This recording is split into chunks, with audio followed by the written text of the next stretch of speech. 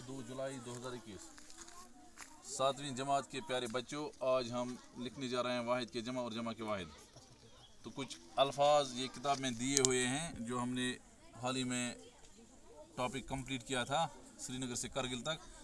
तो पहला लफ्ज़ है वाहिद शाहरा, इसकी जमा है शाहराएँ हैं। खत्ता वाहिद है, जमा है खत्ते। किरन वाहिद, किरने।